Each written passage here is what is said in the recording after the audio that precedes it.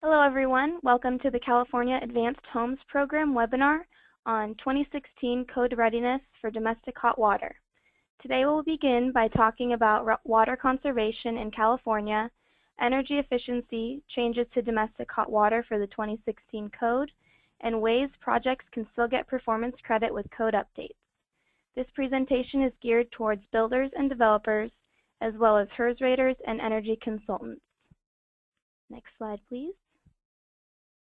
If you have a question, please enter it in the questions bar on the panel on the side of your screen. We will pause periodically to take questions throughout the presentation and again at the end.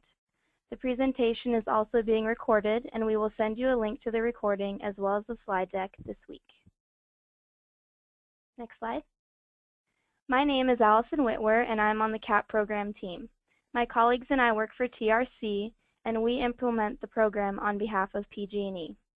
Any inquiries or correspondences with the program will be with us, but PG&E is the source of the incentives and the vision behind the program. Next slide. Most of you are probably familiar with CAHP and have participated before. If you're not familiar, the program provides incentives for energy-efficient single-family homes construction.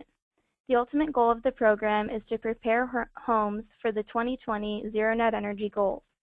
Incentives are available through PG&E, and the program is funded by the CPUC. This webinar also applies to the Multifamily New Homes program for low-rise projects, though we will be focusing on single-family homes for this presentation.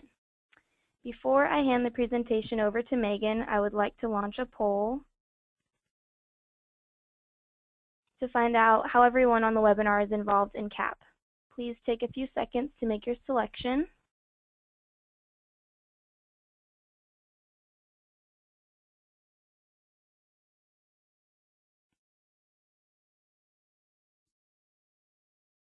All right, just a few more seconds.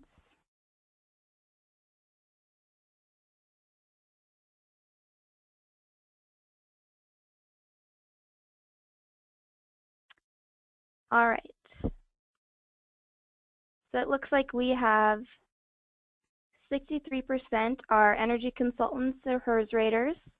There are 25% builders and developers. No one is representing a utility, and 13% are architects, engineers, or designers. Okay, next slide, please. Today we are going to cover the 2016 code updates, domestic hot water HERS measures, and domestic hot water best practices. Our panelist today is Megan Daw, who will begin by covering the 2016 domestic hot water code updates. Megan Daw is a member of the CAHP and CMF&H teams. She provides plan reviewer support, and in addition to this role, she also engages in California code enhancement studies and contributes to 2016 code research. Megan, I'll hand it over to you. Thanks, Allison. Hi, everyone. Again, Megan Daw here.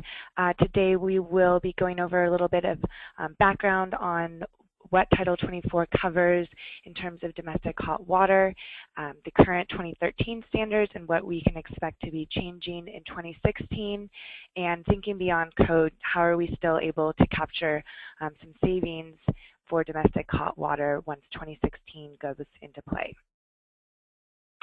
A little bit of background on domestic hot water in California. So the state law requires updates to standards periodically. That is about every 3 years. So 2016 standards will be going into effect January 1 of 2017, and there will be an additional code update in about 3 years. All measures must be analyzed to be cost effective, and that is based on a CEC TDV methodology to show that over the life of the measure, the upfront costs are covered by the energy savings. And domestic hot water specifically is sort of split in how it is regulated. The actual efficiencies of the appliance are regulated by DOE standards, As many people probably know, there was an update in April 2015, about halfway through the Title 24 2013 code cycle. So they're not always in perfect alignment in terms of timing, but that is where the appliance efficiency is regulated, and then system efficiency and the design of your domestic hot water system is guided and recommended by Title 24. Great. And the differences between 2013 and 2016 on our mandatory measures, they're pretty much the same, no huge changes. The storage tank insulation requirement is slightly adjusted to only be required on unfired tanks. Everything else is pretty much the same, still piping insulation and 120-volt receptacle. The big change we are going to see is in the standard design. For 2013, your single-family and low-rise multifamily buildings are compared against an individual gas storage water heater. For 2016, that is going to change to an instantaneous, also known as a tankless water heater. That is actually going to have some large impacts that we will talk about in a little bit. In terms of our prescriptive options, very similar in the options we can still use for 2016 an individual gas storage water heater, the tankless or instantaneous gas water heater, which is now our standard design, and for multifamily a central system. The differences for 2016 is, along with each of those prescriptive options, other than the instantaneous gas water heater, there are a few other items that need to be linked up or put in a package in order to meet the prescriptive design. Many people probably are asking, what about the individual electric resistance or electric instantaneous water heater? For 2016, that is no longer a prescriptive option. You do have to go performance with that. All right. Now getting a little bit more into some of these prescriptive pathways. So for 2016, this new standard design is this first option, the gas or propane instantaneous or tankless water heater. Must meet all mandatory requirements in the DOE efficiency requirements for that water heater. And there are three other options that Title 24 lays out. There is the storage water heater, which can be used, and along with that, in order to meet a similar energy performance for the entire package, that must be coupled with quality installation, also known as QII, which is a HERS measure, and then either compact distribution, also HERS verified, or pipe insulation. So there are two additional things that need to be installed or implemented in your building if you want to prescriptively meet the standards using a gas storage water tank, and this is under 55 gallons, this first option here. That is QII, and then either compact distribution or pipe insulation. Now, if you want to use a gas or propane storage water heater that is greater than 55 gallons, there is a slight increase in the efficiency value, the energy factor for that, and that is, again, regulated by DOE.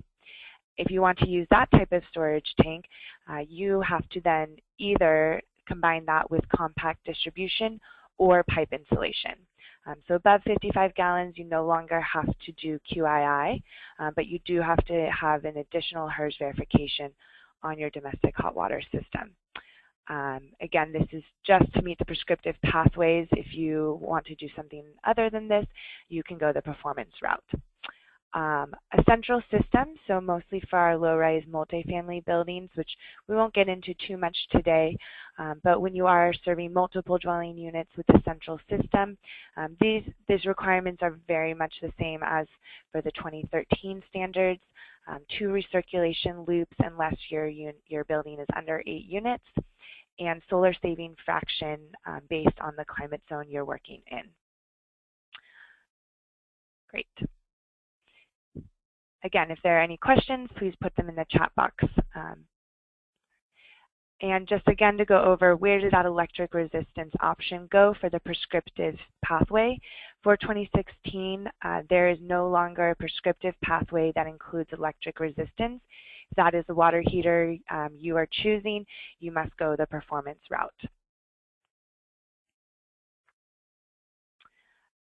Okay.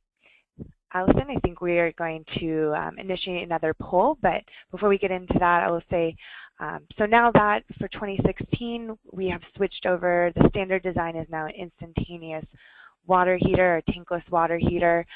That really cuts down on a lot of the savings that we are seeing for program applicants or people, projects that want to go the performance route. So what's still on the table here? What can we do to get additional performance credit for domestic hot water? And that would be some HERS measures. So we'll get into some of these HERS verifications after a brief poll. All right, so you should see the poll popping up on your screen. The question is, which DHW HERS measure do you most commonly specify or perform for your projects? And you can select one.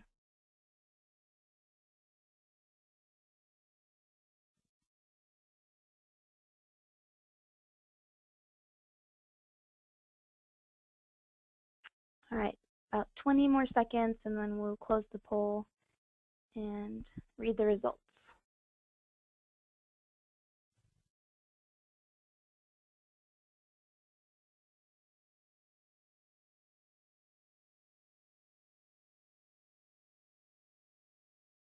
Okay. Megan, what do you think is the most popular? My guess would be pipe insulation. You are correct. 59% said pipe insulation, 2% said parallel piping, 2% said compact distribution, 7% demand recirculation, and 29% said none of these. Great. And we have one more poll whenever you're ready.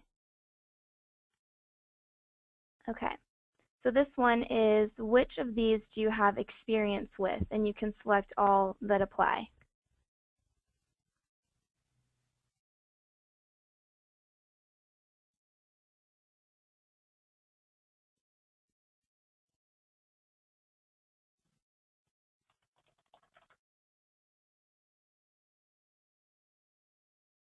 All right, about 20 more seconds, and then we will see the results.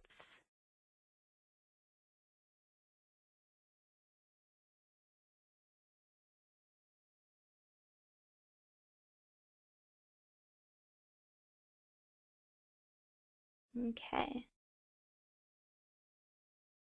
So Megan, what do you think the measure that everyone has the most experience with is?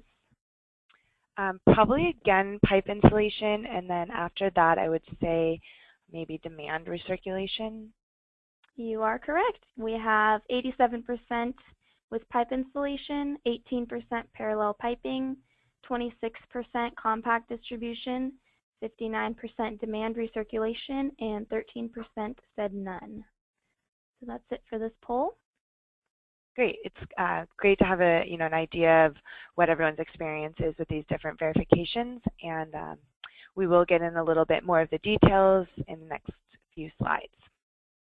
Okay. And I would like to also introduce that Farhad Farmand is on the line, and as we go through some of these HERS verifications and the details of what is required of your to communicate to your project team, what are the potential benefits of each of these verifications, and then what is also required of the HERS reader.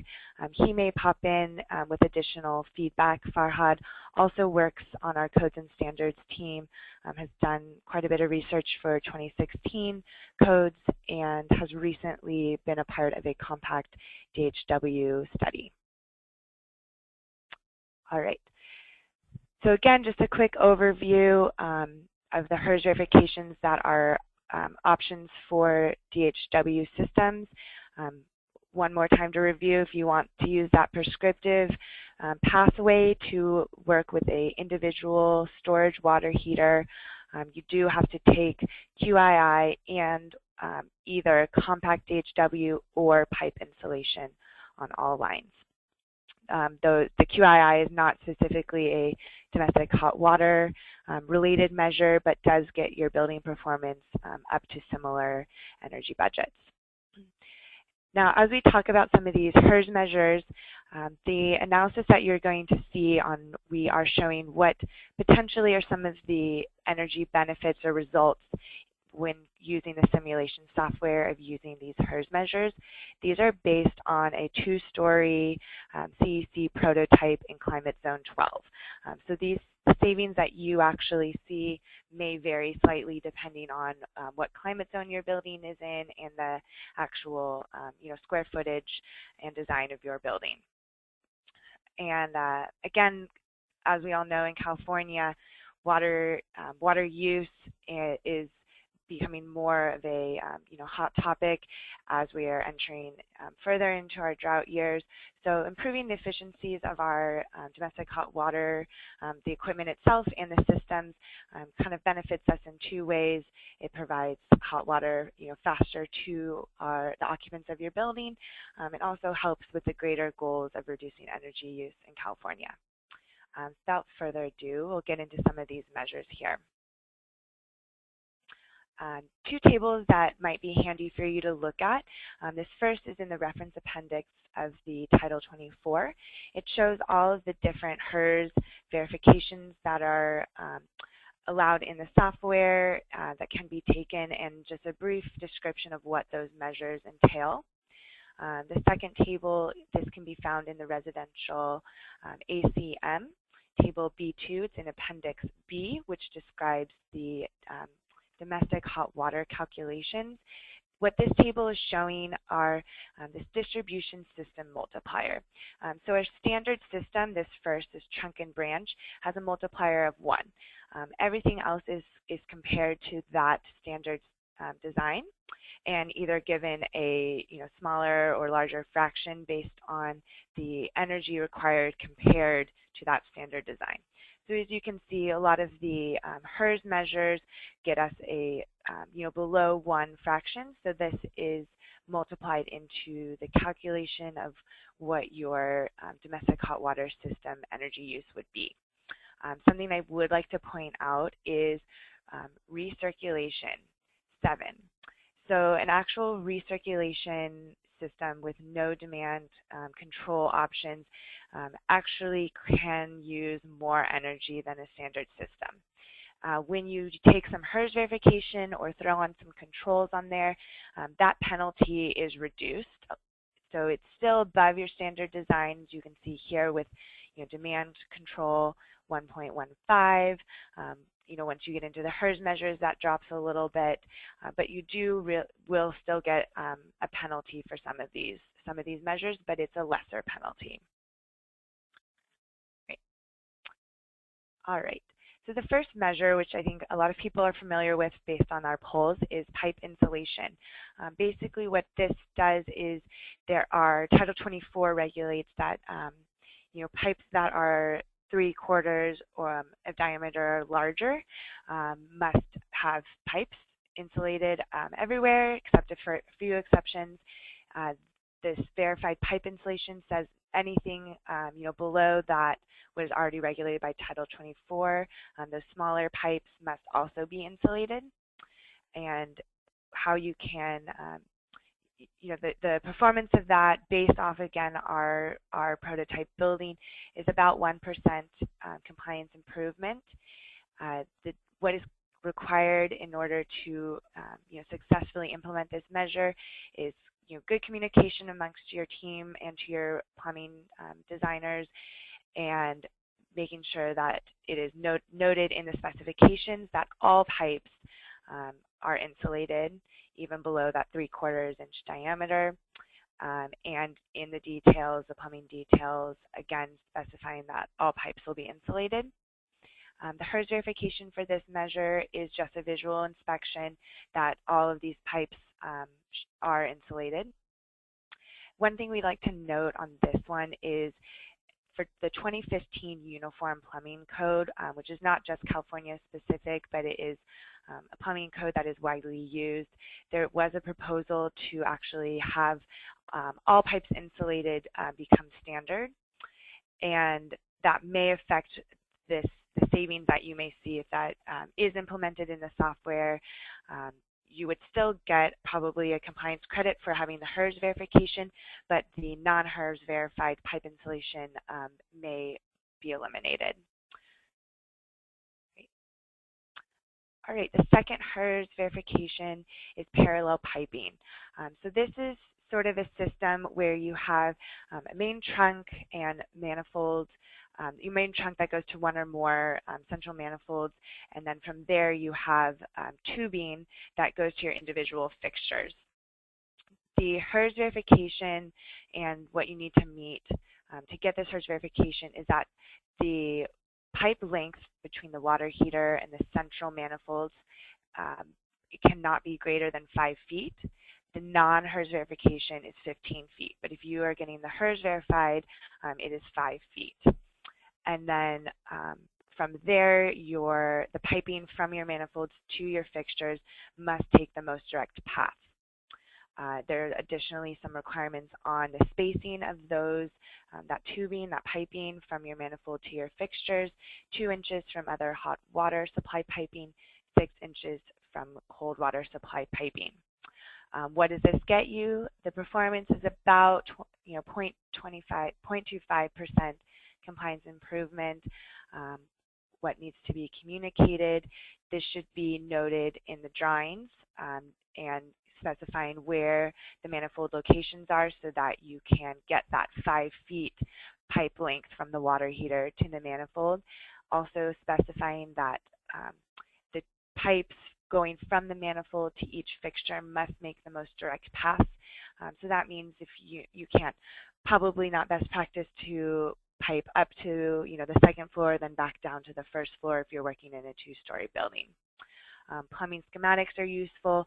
Anything that you can work with your plumber and the design team to draw out on the plans and really specify where all of the piping is going to be laid out and where the fixtures are going to be is going to help have a successful design implemented.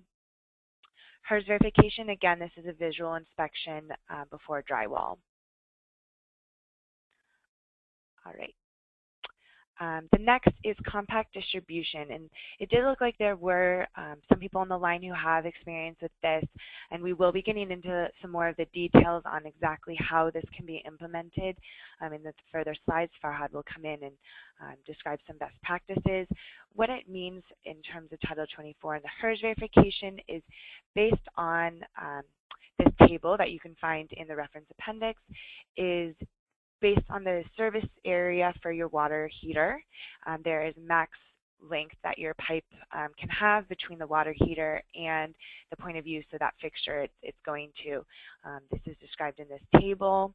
And to accomplish this, definitely important to work with your plumber and your design team on where's the best location for your water heater and for your fixtures and for your rooms to really minimize that pipe length. Performance, about a 1.5% compliance improvement. Communicating, again, specifying in the plumbing details that pipes must make the most direct path. Definitely giving this table and these max measurements to your plumber and to the design team, and showing schematics, any sort of drawings that can help illustrate where all the plumbing should be located. HERS verification, we will confirm the exact floor area that's served by each water heater. If there are multiple water heaters, these measurements will be based off of this, and to actually measure that pipe length from the water heater to your fixtures. All right. Demand recirculation. So there are 2 types of demand recirculation we'll talk about today. The first is manual control. So demand recirculation, this essentially does the same as in a traditional plumbing. When you want your hot water, you turn on your faucet, wait for all the cold water to come out, and get that hot water, sort of flushing out the cold water from those pipes.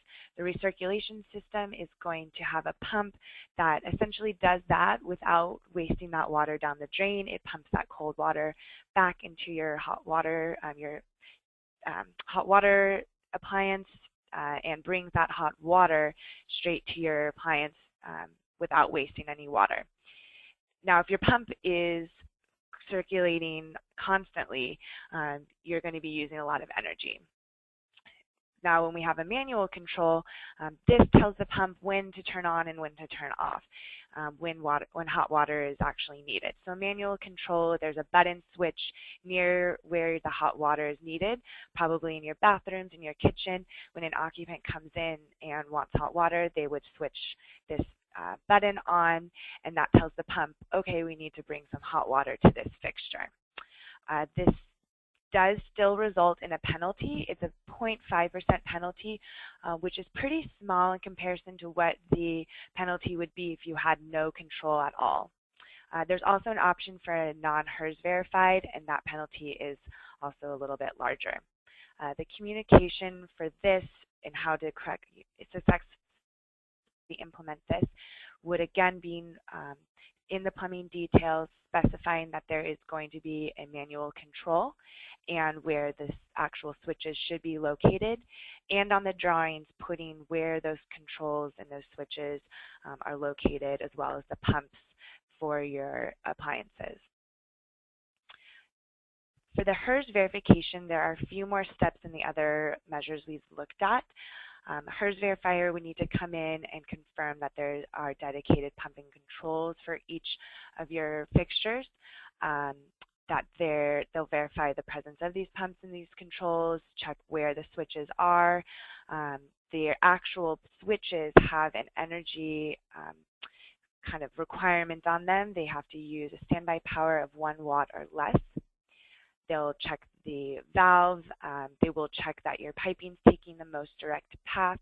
They'll test the switches, and they'll test the max runtime, and making sure that when you turn on your manual switch, that the temperature control also turns that pump back off when hot water demand has been met. So a few more steps than what we've seen other. It's a little bit beyond just a visual inspection.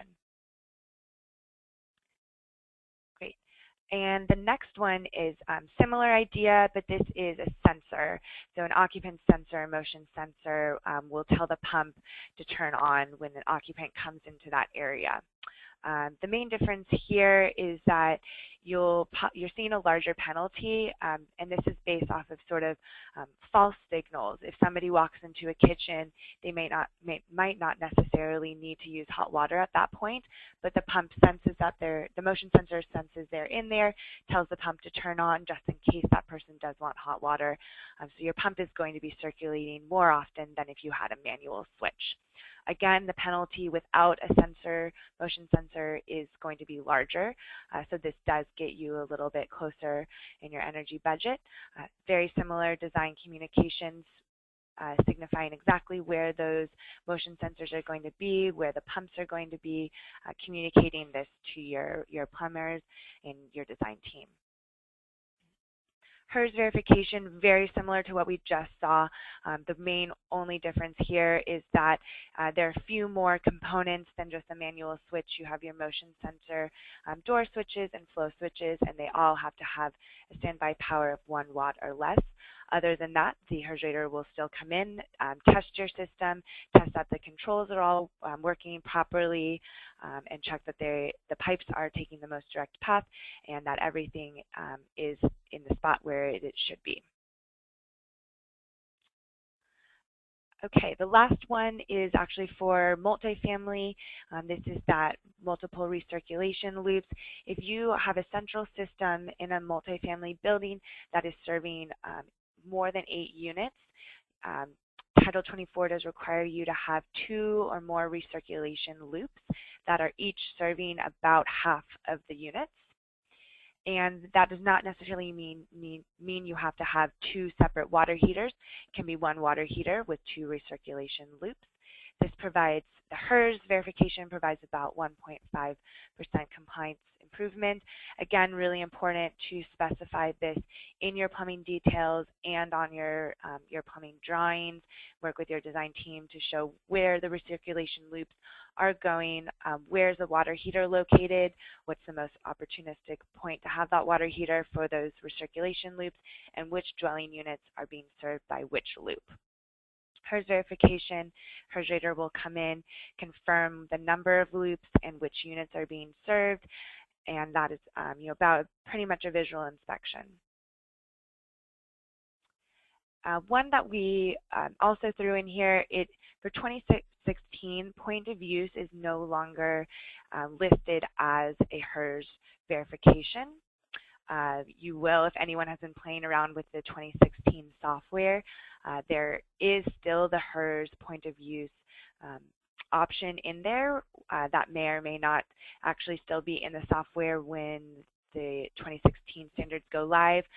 For right now, when we do use that verification in the performance software, we're getting a 3.7% compliance. That may actually be reduced if it is no longer a HERS verification. What this measure is even going beyond compact distribution, you're really reducing that pipe length to basically be very minimal between your water heater and your end-use fixture. This may require more than one water heater in your design, depending on how large your building is and where those fixtures are located. The requirements, again, are in the reference appendix in table 4.4.5 to the right here. In your communication to your design team, putting in this table, referencing the point of use requirements and drawing out where exactly your fixtures are, how many water heaters you're likely going to need to meet this pipe length requirement to get to each of those fixtures, and drawing this out on your plans, communicating this to your team is important. There are, if this is taken off of the HERS verification list, there will be no HERS verification requirements, so we did not address that in this particular slide. All right, so that is the end of our description of all the HERS measures, so we'll take a brief pause for any questions that have come in. I actually do have some questions for you while any other ones are being entered. The first one is a two-part question, and it's for both you and Farhad. Part one, what is the best way to model a tankless water heater with a built-in recirculation pump? Hi, this is Farhad. I'll chime in on that question, and I guess I'll provide the caveat that we don't have too much experience working with these types of water heaters that have the built-in pump. I'm familiar with the Readiness system that has the MC195T, has a 24-hour digital controller, and it allows you to adjust the timing and duration of the circulation system. Basically, that I think I interpret that as putting in a schedule for when and how long that water heater should run. I'm not aware if that's in like a 1-minute increment or if it's an hour-long increment. So, and those kinds of things really do impact the energy usage. So in terms of modeling it, I was taking a look through the ACM, and I can see that there's two different types of way you can model recirculation. One's the non-demand and one's the demand. And demand, as Megan described, is the demand is indicated in two ways: push button or the occupancy sensor. So that's a more granular, more specific type of way to say, hey, I want this pump to turn on. Whereas non-demand is the modeling software assumes it's just running 24 hours. So these pumps that are integrated into the tankless systems is kind of somewhere in between, where it's on a schedule and you may not be home when it's running. So it's not very as granular as demand recirculation might be. The penalty for non-demand is much higher than demand recirculation, and I think that this is maybe just a kind of a gap in the software for now, where they haven't taken into account what the market is providing so far. I'll leave it up to the HERS rater for what they think the schedule for the digital controller has been set to. That's where I would recommend the HERS rater to look to see what the pumping runtime is set to, and see if it's closer to something that is going to be for really long runtimes and maybe a non-demand based control versus something that says just turn on for 5 minutes in the morning and 5 minutes in the evening, and that might be more akin to what the demand recirculation energy usage might be. Okay. Part 2 is I've heard from HERS raters that it can be challenging to verify pump controls when they're integrated into the water heater. Can you provide guidance on this? Yeah, again, so we haven't gone to the field too much to look at the different types of digital controllers available. That's what I would figure most of these integrated pumps would have, and I would encourage anybody who has a lot of experience to chime in and say what they have been seeing. I would imagine it's something akin to a thermostat where you can see the times and the run times. So take a look at those controls and see if it's more akin to a non-demand or a demand-based type of system. Okay. And then can we go back to slide 16? There's a table that shows measurements in inches, but the column head says feet, so I just wanted to confirm. Yeah, that's feet. Yes, these are feet. Okay. All right. That should be single. And then another question, can you please compare point of use and compact domestic hot water design? Sure. I'll take this one. Or maybe Farhad, you just did that compact design study, so I'll sure. Well, yeah, so my understanding is point of use is really trying to put a water heater very close to where those usages are, and you have multiple water heaters. That's the primary difference. Point of use, I'm going back to the slide here. You have pretty strict limitations on the length of pipe and the nominal diameters, which essentially requires you have multiple water heaters, whereas compact hot water distribution, you assume one water heater that is, the difference is it has just one length of pipe for the maximum length of run. So that's the primary difference.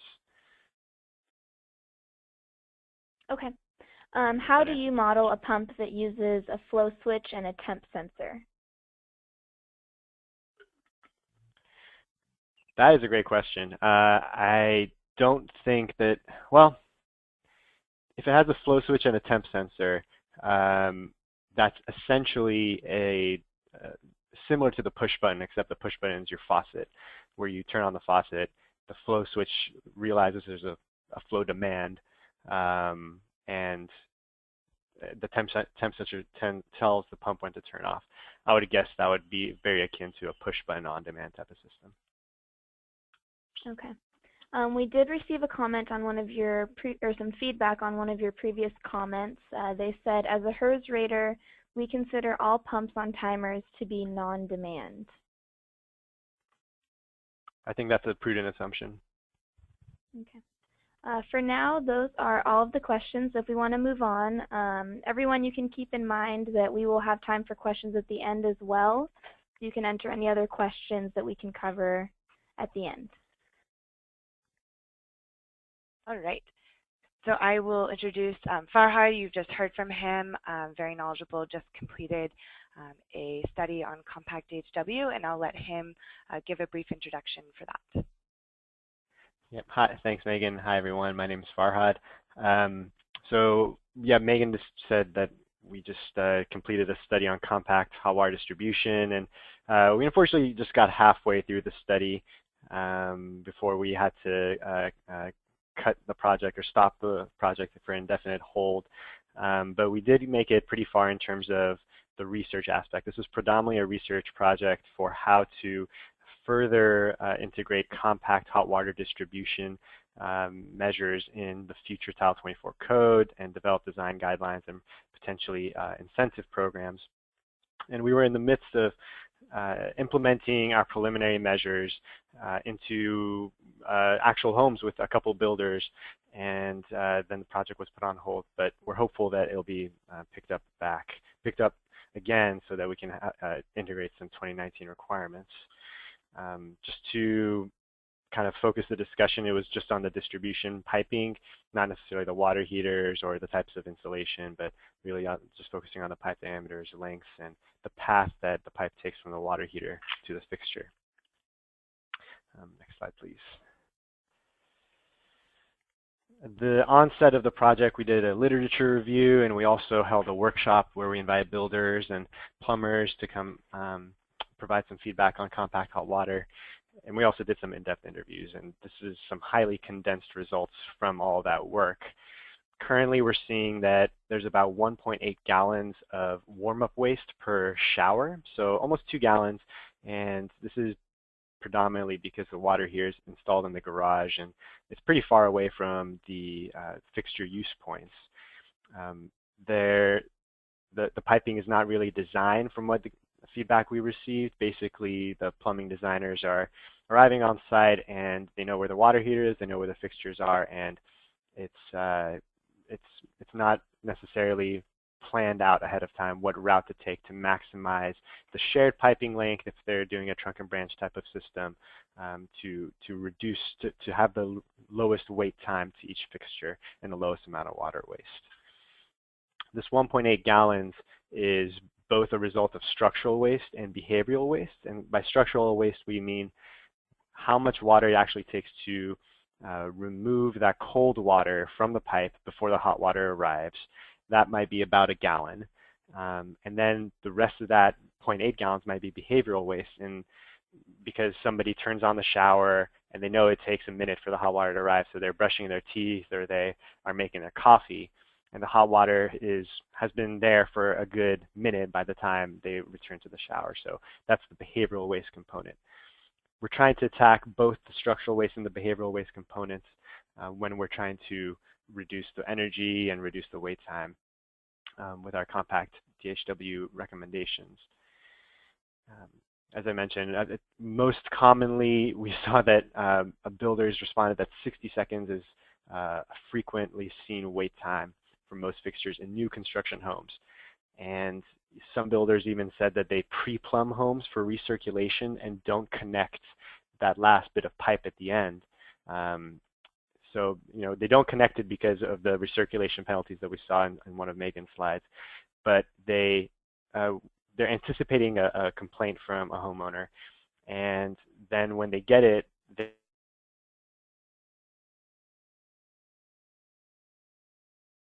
connect that last bit of pipe, install the pump, and in their mind, that system's fixed. It doesn't get picked up in the Title 24 compliance data, and we're not sure how that pump is controlled. It could be a non-demand type of control. So it's sketchy. It's a little bit sketchy there. So as part of our research, we found that placing the central water heater, we looked at a lot of builders' floor plans and moved the water heater around and estimated the type of water waste and wait time that you might see. Moving the water heater more centrally can save about 1/4 of the wasted water that you might see and reduce wait time by 33 to 64%. So the wait time would come down from maybe 45 seconds down to about 15 to 25 seconds. And just by this one pretty simple change, I'll show in a few slides that this might mean moving the water heater to the attic. It might also mean just moving it to an exterior wall. A lot of water heaters manufacturers are making water heater types that can be fit in between stud bays with the closet that comes with it. And from our experience talking with builders and plumbers, this provided the least amount of flue concerns, leakage concerns, maintenance concerns, as opposed to the attic where there's also space constrictions. There are more concerns about placing a water heater in the attic versus on the exterior wall. So that's kind of where we went with our analysis. So the compact DHW HERS measure that Megan described, it provides this type of, this table here where it says this is the maximum measured distance, and it says take the most direct path. However, the most direct path is not really supported by design guidelines. The plumbing industry in general does not provide much documentation or is not used to having much inspection in the first place. So I'd be really interested. I know that people said they have experience with a compact DHW HERS measure. I'd be really interested what kind of experience, what that experience has been like, and we can share that with everyone. So the goals for this project were to try to provide more design support for this particular measure and maybe make some new measures. If we can go to the next slide. Our two goals were reduce the pipe volume and reduce the waiting time. To achieve these two goals, I want to provide the caveat that this was a research project, and although we did talk with a lot of stakeholders, the final goal was not necessarily to provide a policy-ready type of approach. So the measures that I'll be describing are quite aggressive still, and but however they do get across the general types of concepts that are that we saw as being best practices for how to have a compact hot water system. So to reduce pipe volume, we want to make sure that our recommendation doesn't put any constraints on architecture. Architects don't necessarily want to consider where their fixtures are located as the first thing when they're designing a building. That doesn't really sell most homes from their perspective. We also want to make sure to allow any pipe layout method, whether that's parallel piping, trunk and branch, or recirculation. And then with a reduced waiting time, the main goal here is to avoid behavioral waste. And we think that that can be accomplished if there's a less than 5-second wait at all showers and less than 10 seconds for all their fixtures. And both of these time criteria meet both the EPA WaterSense criteria as well as the American Society of Plumbing Engineers criteria. ASPE says anything less than 10 seconds is acceptable, and anything under 30 seconds, anything over 30 seconds is unacceptable according to their criteria, which, as I described, is most of the fixtures are being installed as new construction in California today. Next slide, please. So to reduce the pipe volume, we have two recommendations: move the water heater closer, and then we provided some pipe length recommendations coming from that water heater. And then to reduce the waiting time, we have a pipe priming type of measure, and I'll get into what that means specifically towards the end of the presentation. We didn't really look at multiple water heaters because, and this is akin to the point of use system that someone asked about earlier, because we saw that installing an extra water heater really increases the costs and doesn't really much improve the energy savings and wait time performance beyond these measures that we listed here. So considering it has the same outcomes and a higher cost, we didn't really recommend that one at this time. Next slide, please.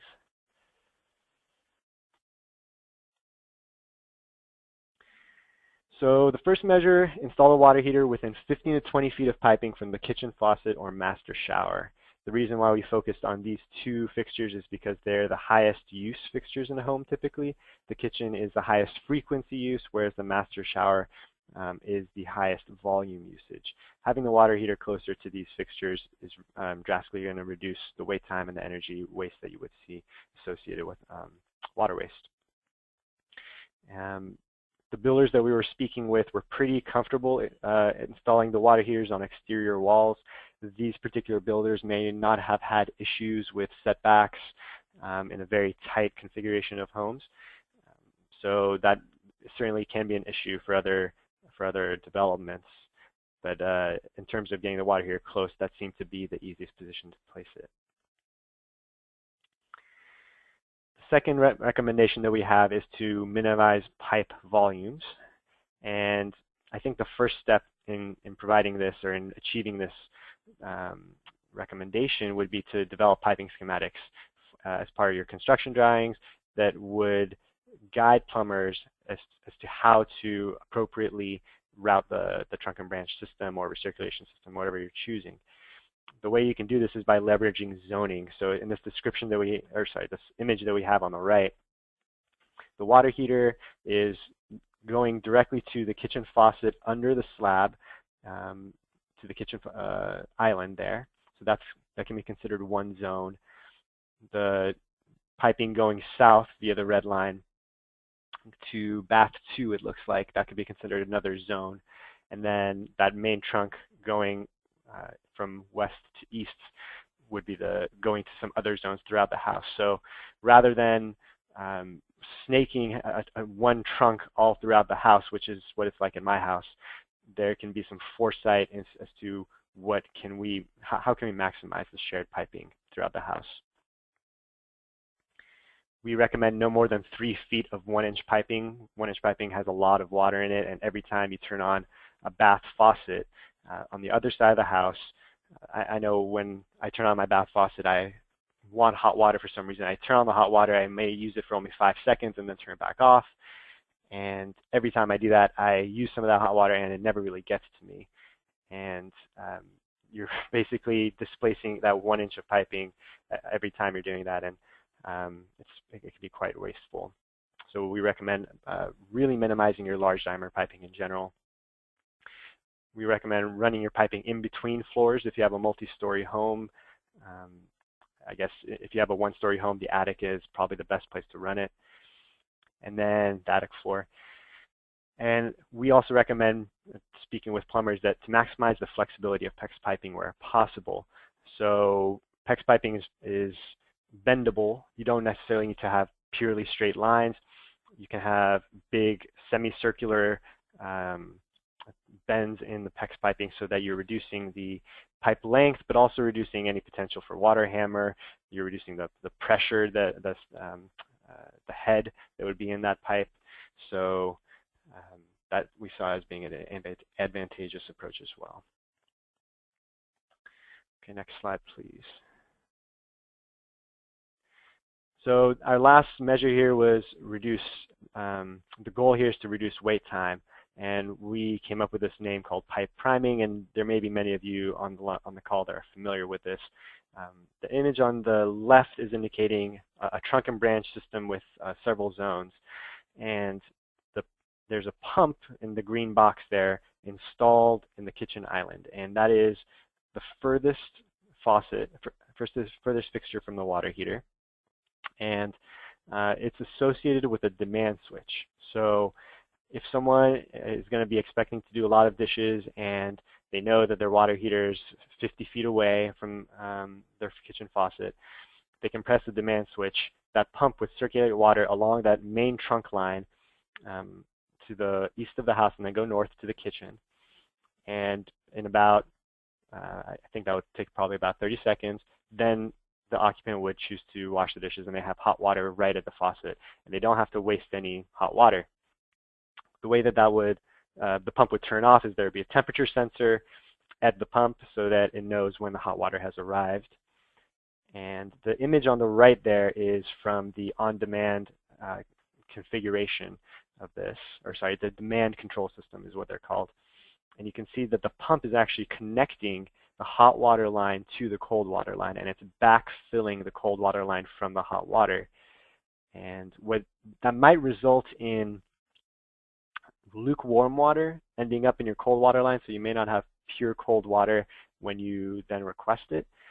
But you know, this can essentially achieve the same type of the same type of water savings and time savings that you would see with a recirculation system, but not have the energy penalties because it's a on-demand system and it's only filling the small section of pipe, not this huge section of pipe that's going around the house, the small section of trunk and branch that's going to that one particular fixture.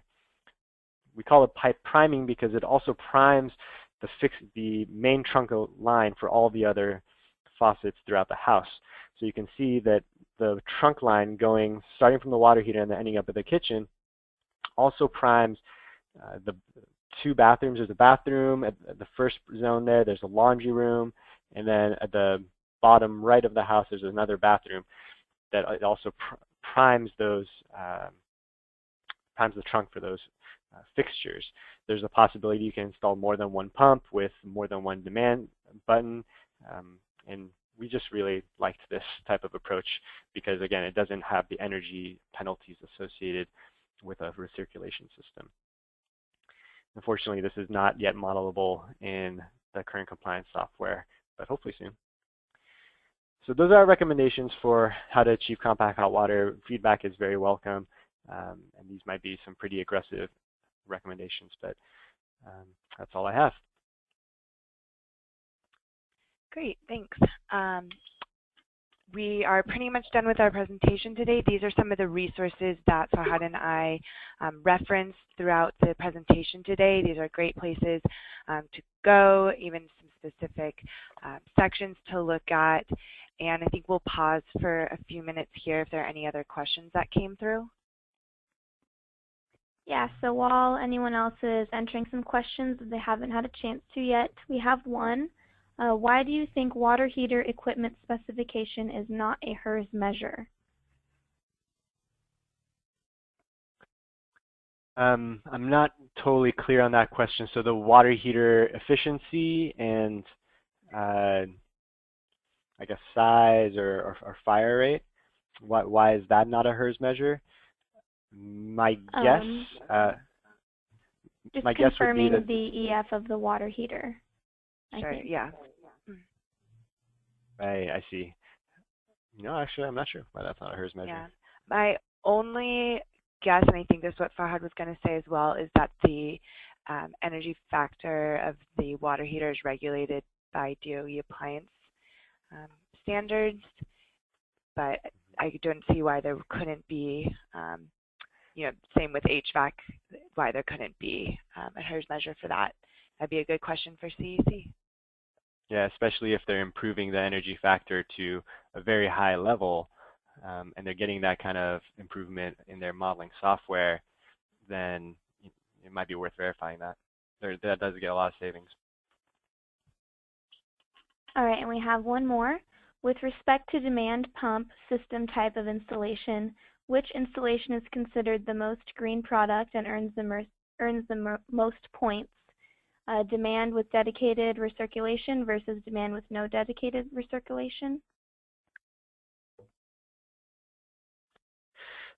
I'm not completely familiar with all the products on the market right now. Unfortunately, I'm not sure if I have a great answer for that question. The dedicated recirculation, I'm assuming, is referencing the recirculation that's going to these specific faucets versus the non-dedicated recirculation going to is a general recirculation system that goes to all the faucets at the same time. I did not get the market's pulse throughout our research as to what they saw as being a more, I guess, green product. I did hear that this type of the demand system that's at one particular faucet is a pretty easy approach for retrofits, and it doesn't need that additional recirculation. My personal preference is the faucet-based pump, the pump that's under the faucet. So, but I'm not sure if that is worth 2 pennies. So. Okay. We have time for one more after the one that I'm about to ask, just if anyone else is waiting. On an installation with the tankless with built-in recirculation pump with the timer on, meet the Title 24 and the minimum HERS points, or do you need a demand pump system? Sorry, could you please repeat the question? Yeah. There was a glitch in there. On an installation with a tankless water heater with built-in recirculation pump with the timer on it, does it meet the Title 24 and the minimum HERS points, or do you need a demand pump system? Yeah, my impression is that that kind of system would be a non-demand type of system, as one other HERS rater described, just because it's not directly a demand system. It's based on a schedule.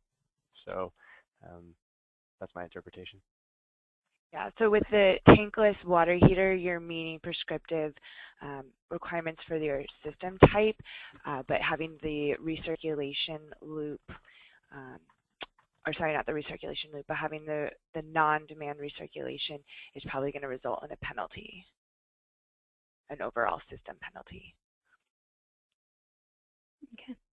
Just as a reminder to everyone, we will be sending the recording of this webinar and the slide deck out either today or later this week. So you'll have access to all of this again. And if there's no more questions, you can always send any more to either myself, Megan, or Farhad, or the info email on the screen. Thank you for joining us today. And thank you, Megan and Farhad. Thank you. Great questions. Great, thanks.